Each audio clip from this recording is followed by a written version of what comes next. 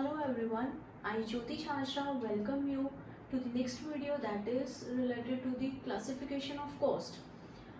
अब तक हम क्लासिफाई कर रहे थे कॉस्ट को according to nature, according to controllability, according to normality की वो कॉस्ट नॉर्मल है या एबनॉर्मल है, अकाउंटिंग पीरियड के हिसाब से हमने की थी, देन टाइम के हिसाब से की थी। जो लास्ट क्लासिफिकेशन का बेसिस है दैट इज मैनेजरियल डिसीजंस, तो उसके हिसाब से हम अपनी कॉस्ट को क्लासिफाई करते हैं फर्स्ट मार्जिनल कॉस्ट में, कि मैनेजर्स जो डिसीजन ले रहे हैं उनके हिसाब से कौन सी कॉस्ट को हम इकट्ठा ग्रुप में डाल सकते हैं ताकि वो इजीली अपने डिसीजंस को इम्प्लीमेंट कर सके और अपने डिसीजंस को ले सकें। सो फर्स्ट आता है हमारा मार्जिनल कॉस्ट।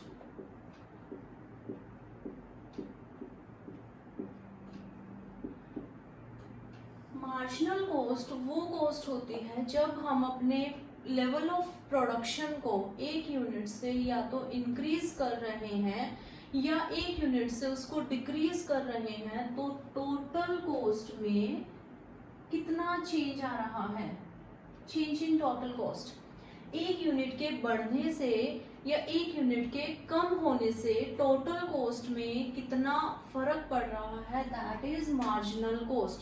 मार्जिनल कॉस्ट में हमेशा वेरिएबल कॉस्ट, वेरिएबल एलिमेंट्स हैं जो हमारे कॉस्ट के, वही आएंगे। फिक्स्ड कॉस्ट कभी भी मार्जिनल कॉस्ट में नहीं आती है। सपोज 10,000 यूनिट्स प्रोड्यूस हुए हैं और टोटल कॉस्ट जो है, TC means total cost 10,000 units को प्रोड्यूस करने की लगी हमारे ₹1 लाख। पर यूनिट कॉस्ट हम निकाल सकते हैं यहां से। पर यूनिट कॉस्ट है मेरी 1 लाख डिवाइडेड बाय 10,000, सो ये आ गई मेरी ₹10 पर यूनिट। जो हम 10,000 यूनिट्स प्रोड्यूस कर रहे थे तो मेरी टोटल कॉस्ट थी 1 लाख रुपए। जब मैंने एक यूनिट से प्रोडक्शन को इंक्रीज किया, मतलब 10,001 यूनिट्स जब मैंने प्रोड्यूस किए, एक यूनिट एक्स्ट्रा प्रोड्यूस किया, तो मेरी जो टोटल कॉस्ट है दैट इज ₹1,07,000। इसका क्या मतलब हुआ, जब मेरी प्रोडक्शन एक यूनिट से इंक्रीज हुई है तो मेरी टोटल कॉस्ट में कितना फर्क आया। पहले थी ₹1 लाख, अब है ₹1,07,000। सो ₹7 जो है दैट इज मार्जिनल कॉस्ट। जो ये टोटल कॉस्ट है, टोटल कॉस्ट, और यहाँ पर जब हमने पर यूनिट कॉस्ट निकाला तो पर यूनिट कॉस्ट 10 रुपए आ रही थी। इसमें हमारा कुछ जो एलिमेंट है वो फिक्स्ड कॉस्ट का भी इंक्लूडेड था। सो मार्जिनल कॉस्ट वो कॉस्ट होती है जब हम अपनी प्रोडक्शन को एक यूनिट से या तो डिक्रीज कर रहे हैं या एक यूनिट से इंक्रीज कर रहे हैं, तो उसके इंक्रीज या डिक्रीज होने की वजह से कितनी टोटल कॉस्ट में चेंजेस आए हैं। सो यहाँ पर जो चेंज आया था वो था ₹7 का। So ₹7 is our marginal cost. Next आता है हमारा संक कॉस्ट। सेकेंड जो है basis of classification managerial decisions के हिसाब से, वो है संक कॉस्ट। संक कॉस्ट मतलब डूबी हुई, संक, डूब चुकी है ये कॉस्ट, नाम से यही क्लियर हो रहा है हमें। इसका मतलब है जो मैंने खर्चा किया है या जो मेरी लागत हुई है पहले अपने, जब मैंने अपनी बिजनेस को स्टार्टअप किया था तो मैंने एक फैक्ट्री ले ली थी, उसमें मैंने कुछ मशीन्स इंस्टॉल करवा ली थी, कोई बिल्डिंग मैंने खरीद ली है। सो ये सारे खर्चे जो मैं पीछे कर चुकी हूँ, और ये ऐसे खर्चे हैं जिनको मैं रिवर्स नहीं कर सकती। सपोज मुझे लग रहा है कि ये जो मशीन है ये मेरे काम की नहीं है, मुझे दूसरी मशीन खरीदनी चाहिए थी, अभी ये मॉडर्न टेक्नोलॉजी के हिसाब से नहीं है, तो मुझे मशीन चेंज कर लेनी चाहिए और मैंने 10 दिन पहले ही मशीन खरीदी है। तो ऐसी कॉस्ट जिसको हम रिवर्स नहीं कर सकते हैं बहुत जल्दी, और हैवी नेचर की जो कॉस्ट होती है वो आती है हमारी संक कॉस्ट में, कि ये कॉस्ट हमारी लग चुकी है इन दी पास्ट, और ऐसी कॉस्ट को रिवर्सिबल नेचर की कॉस्ट नहीं कहा जाता है। इन डिसीजंस को हम जल्दी से वापस नहीं लेते हैं। सो ये होती है हमारी संक कॉस्ट। थर्ड आती है शट डाउन कॉस्ट।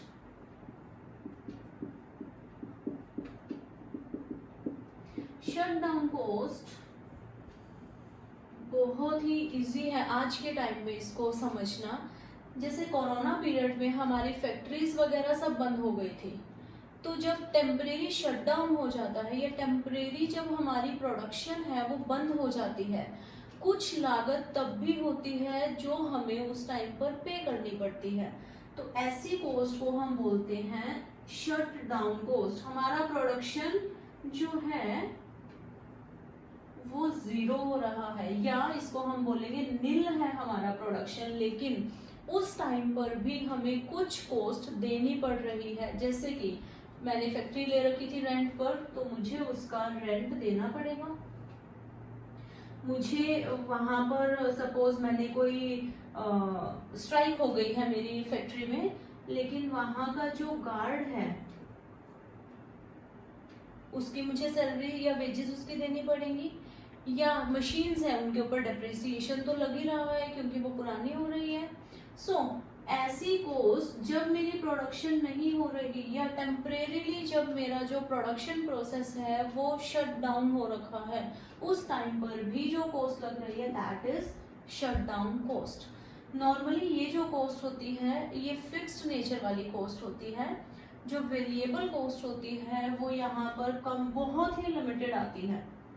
सो शटडाउन कॉस्ट नॉर्मली वही कॉस्ट होती है जब टेम्परेरीली मेरा प्रोडक्शन नहीं हो रहा है, मेरी फैक्ट्री में कोई भी गुड्स प्रोड्यूस नहीं हो रहे हैं, लेकिन उस टाइम पर भी अगर मैं कुछ पैसा पे कर रही हूँ, that is shutdown cost. Next आता है डिफरेंशियल कॉस्ट। डिफरेंशियल कॉस्ट वो कॉस्ट होती है जब मैं अपने लेवल ऑफ आउटपुट को चेंज कर रही हूँ, या मैंने अपने प्रोडक्शन प्रोसेस को ही चेंज कर दिया। This is fourth differential.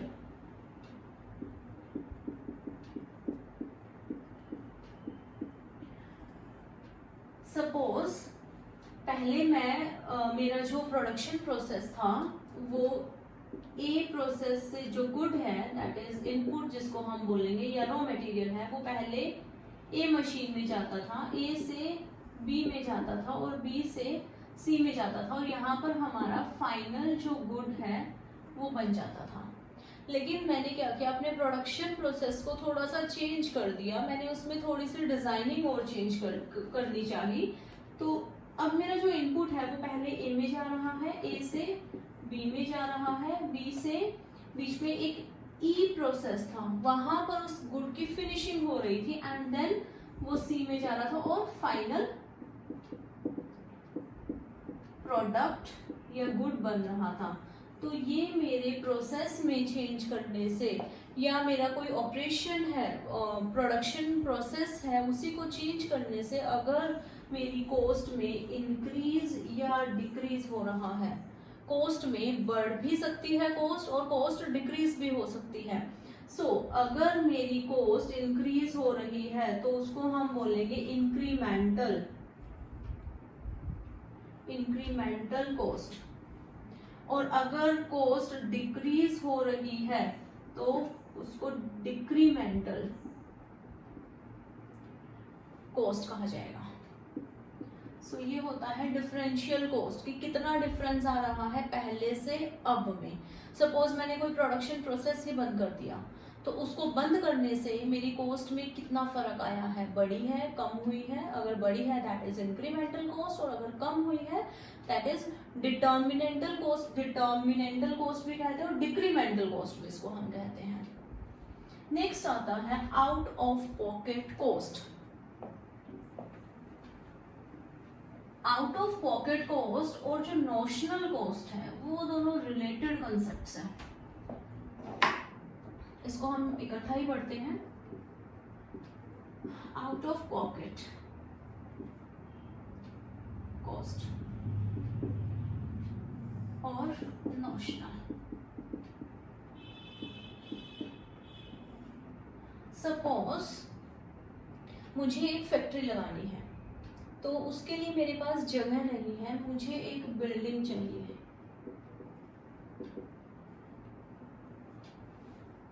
और बिल्डिंग के अंदर जो भी खर्चा लग रहा है, मशीन्स परचेज करनी है मुझे, उसके लिए मुझे कैपिटल भी चाहिए, क्योंकि मेरे पास जो कैपिटल है दैट इज नॉट सफिशिएंट, वो सफिशिएंट नहीं है, वो उतनी नहीं है जितनी मुझे चाहिए, इसलिए मुझे लोन लेना पड़ रहा है बैंक से।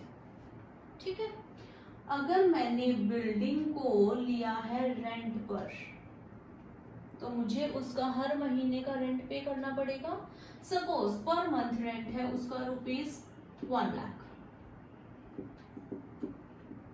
Per month. तो जब मैं ये per month ₹1 lakh per month का रेंट है ये दे रही हूँ, it is out of pocket cost, मतलब ये मेरी जेब से जा रहा है पैसा, ये मैं आउटसाइड पार्टीज हैं उनको पे कर रही हूँ। इसी तरीके से मैंने लोन लिया है, सपोज लोन मुझे मिला है 6% पर एनम पर, और मैंने जो लोन है वो 10 लाख रुपीस का लिया है। तो इसके ऊपर जो इंटरेस्ट है वो मुझे पे करना पड़ेगा, that is payable to outside party. जो बाहर के लोग हैं या बाहर आउटसाइड जो हमारे बिजनेस के कोई पार्टी है उसको हमें पे करना पड़ रहा है, तो ऐसी कॉस्ट को हम बोलते हैं out of pocket cost. Notional cost इसका बिल्कुल ही ऑपोजिट है। मुझे यहाँ पर बिल्डिंग चाहिए थी, लेकिन मेरे पास बिल्डिंग नहीं थी, तो मैंने उसको रेंट पर ले लिया। लेकिन इन केस वो बिल्डिंग मेरी है, वो बिल्डिंग मेरी है, मुझे उसके ऊपर रेंट नहीं देना पड़ रहा है, लेकिन एक्चुअल में उसकी कुछ वैल्यू तो है ना। अगर मैं उस बिल्डिंग को लेट आउट कर देती हूँ, लेट आउट मतलब उसको किराए पर चढ़ा देती हूँ, तो मुझे कुछ इनकम तो आएगी वहां से, दैट इज नोशनल कॉस्ट। जो कॉस्ट हम बाहर पार्टीज को नहीं दे रहे हैं, क्योंकि मैं ओनर हूँ, हम ओनर हैं उस पर्टिकुलर एसेट के, इसलिए मेरे पास उस एसेट को यूज करने का राइट है। बट अगर मैं उसी एसेट को बाहर किसी को लेट आउट करती हूँ, तो मुझे वहां से कुछ जो इनकम है वो आएगी, उसकी कुछ वैल्यू है। अगर मेरे पास यही बिल्डिंग नहीं होती, मैं ओनर नहीं थी, तो मुझे रेंट पर लेना पड़ता और मुझे 1 लाख रुपए रेंट देना पड़ता, दैट इज नोशनल कॉस्ट, क्योंकि मैं अभी बाहर नहीं दे रही हूँ, लेकिन वो बिल्डिंग मेरी है। So out of pocket cost वो कॉस्ट है जो हम आउटसाइड पार्टीज को पे कर रहे हैं, और नोशनल कॉस्ट वो कॉस्ट है जो हम आउटसाइडर्स को पे तो नहीं कर रहे हैं, लेकिन एक्चुअल में अगर मैं ओनर नहीं होती, मेरे पास वो एसेट नहीं होता, तो मुझे उसको किराए पर लेना पड़ता। इसी तरीके से कैपिटल है, सपोज मेरे पास एक फैक्ट्री लगाने के लिए मुझे 50 लाख रुपीज की जरूरत है, और मेरे पास 50 लाख रुपीज है, तो मुझे अभी 6% पर एनम वाला जो इंटरेस्ट है वो नहीं देना पड़ेगा, बट इन एक्चुअल उस 50 लाख रुपीस की वैल्यू है। सो उसका जो बिल्डिंग का जो रेंट है, कैपिटल की जो हमारा इंटरेस्ट है, ये सारे हमारे आएंगे नोशनल कॉस्ट में, चाहे हम उनको बाहर नहीं दे रहे हैं, बट इनकी कुछ कॉस्ट तो है ना। नेक्स्ट आता है हमारा रिप्लेसमेंट कॉस्ट। रिप्लेसमेंट कॉस्ट वो कॉस्ट होती है जब हम अपने एसेट को करंट सिचुएशन में रिप्लेस करना चाह रहे हैं। सपोज मैंने एक बिल्डिंग खरीदी थी, बिल्डिंग नहीं, मैंने एक मशीन परचेज की थी और 10 साल पहले उसको मैंने परचेज की थी। हम बात कर रहे हैं रिप्लेसमेंट कॉस्ट की।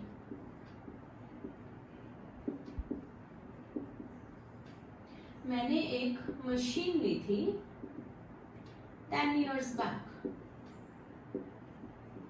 10 साल पहले, और तब उस मशीन को जब मैंने परचेज किया था तो वो 5 लाख रुपए की मुझे पड़ी थी। लेकिन आज की डेट में वो ऑब्सोलीट हो चुकी है, मुझे अब नई मशीन चाहिए। और नई मशीन क्या मुझे वो 5 लाख रुपए में मिल जाएगी? बिल्कुल भी नहीं, क्योंकि ये बात थी 10 साल पहले की। सो अगर आज मैं उसी मशीन मशीन X लगा लीजिए या मशीन Y लगा लीजिए, अगर मैं आज उसी मशीन को रिप्लेस करना चाहती हूँ, तो आज अगर उसकी वैल्यू 8 लाख रुपए है, तो मेरी रिप्लेसमेंट कॉस्ट 5 लाख नहीं होगी, मेरी रिप्लेसमेंट कॉस्ट होगी ₹8 लाख, क्योंकि आज की जो वैल्यू है, मार्केट वैल्यू जो है आज उस पर्टिकुलर मशीन की या उस पर्टिकुलर एसेट की जिससे मैं उस पहले वाले प्रोडक्ट को रिप्लेस कर रही हूँ, वो होगी हमारी रिप्लेसमेंट कॉस्ट। नेक्स्ट आती है avoidable cost, avoidable and unavoidable cost.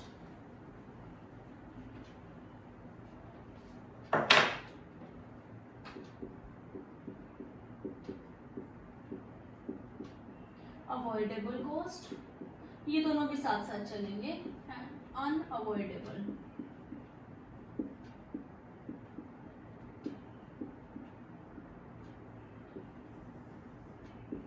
हम बोलते हैं अवॉइड करना, मतलब बचना। अगर मैं किसी कॉस्ट से बच सकती हूँ या उस कॉस्ट को मैं, उस लागत को मैं अवॉइड कर सकती हूँ, कम कर सकती हूँ, वो होगी हमारी अवॉइडेबल कॉस्ट। जैसे कि मेरे पास 3 प्रोडक्ट्स थे, X, Y and Z, 3 products को मैं बना रही थी। अब मैंने क्या किया, Y प्रोडक्ट है, क्योंकि यहाँ से मुझे लॉसेस हो रहे थे, मैंने इसकी प्रोडक्शन को बंद कर दिया। तो इसके ऊपर जितने भी एम्प्लॉयज काम कर रहे थे, इसके ऊपर जितना भी मटेरियल लग रहा था, जितने भी बाकी एक्सपेंसेस लग रहे थे, वो सारे मेरे अब कम हो गए, खत्म हो गए। सो ऐसी कॉस्ट है वो अवॉइडेबल कॉस्ट है। लेकिन मैं एक ही फैक्ट्री में इन तीनों प्रोडक्ट्स की प्रोडक्शन कर रही थी, तीनों प्रोडक्ट्स की, फर्स्ट, सेकेंड एंड थर्ड। अब बिल्डिंग है या फैक्ट्री है, उसका मुझे रेंट देना पड़ रहा है, तो क्या मैं ये बोल सकती हूँ या ये लॉजिकल रहेगा कि मैं अब Y प्रोडक्ट की प्रोडक्शन नहीं कर रही हूँ इसलिए मेरा रेंट कम कर दीजिए? बिल्कुल भी नहीं। वो एक बिल्डिंग का स्पेस है और उसका मुझे रेंट उतना ही देना पड़ रहा है, चाहे मैं X की अकेली प्रोडक्शन करूँ, चाहे मैं तीनों की प्रोडक्शन करूँ। सो ऐसी कॉस्ट जिसको मैं अवॉइड नहीं कर सकती हूँ, दिस इज अनअवॉइडेबल कॉस्ट, और जिसको मैं कम कर सकती हूँ या जिस लागत से मैं बच सकती हूँ, दैट इज अवॉइडेबल कॉस्ट। एक कंसेप्ट और रह गया यहाँ पर, दैट इज अपॉर्चुनिटी कॉस्ट। बहुत इंपॉर्टेंट है, शायद आपने पहले पढ़ा भी होगा, इसमें ऐड कर लीजिए अपॉर्चुनिटी कॉस्ट।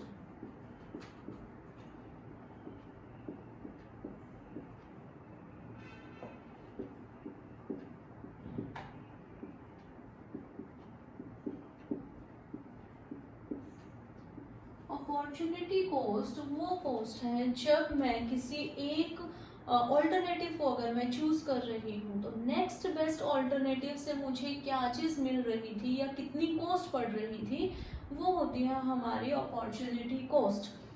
जैसे कि मेरे पास 10 लाख रुपए हैं,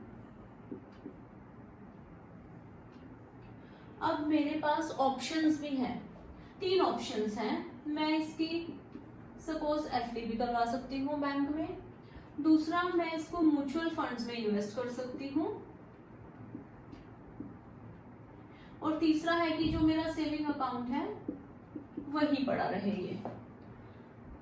अब एज अ रैशनल पर्सन मैं क्या चीज चूज करूंगी जहां से मुझे सबसे ज्यादा प्रॉफिट आ रहा है और मुझे रिस्क भी कम मिल रहा है। सो मैंने चूज कर लिया सपोज म्यूचुअल फंड्स में इन्वेस्ट करना, और म्यूचुअल फंड्स में अगर मैं 10 लाख रुपए इन्वेस्ट कर रही हूँ तो सपोज 1 लाख रुपीज की मुझे इनकम होगी, और अगर मैं FD करवा रही हूँ तो मुझे जो इनकम है दैट इज ऑफ 50,000 रुपीज, और अगर मैं सेविंग अकाउंट में मेरे पड़े रहने देती हूँ तो सपोज 20,000 रुपीज का मुझे इनकम होगी या मुझे प्रॉफिट होगा। मैंने चूज कर लिया ये वाला ऑप्शन, म्यूचुअल फंड्स का ऑप्शन। अब अपॉर्चुनिटी कॉस्ट क्या होगी इस ऑप्शन को चूज करने की, जो इसके बाद वाला नेक्स्ट बेस्ट ऑल्टरनेटिव है। नेक्स्ट बेस्ट ऑल्टरनेटिव था मेरा FD करवाना, जहां से मुझे नेक्स्ट बेस्ट जो है 50,000 रुपीज की इनकम होनी थी। सो अपॉर्चुनिटी कॉस्ट वो कॉस्ट होती है जब हम किसी एक ऑल्टरनेटिव को चूज कर रहे हैं, उस ऑल्टरनेटिव को चूज करने के लिए हमने क्या खो दिया, इस 1 लाख को पाने के लिए मैंने क्या खो दिया, ये नेक्स्ट बेस्ट ऑल्टरनेटिव को खो दिया. So that is opportunity cost. Thank you.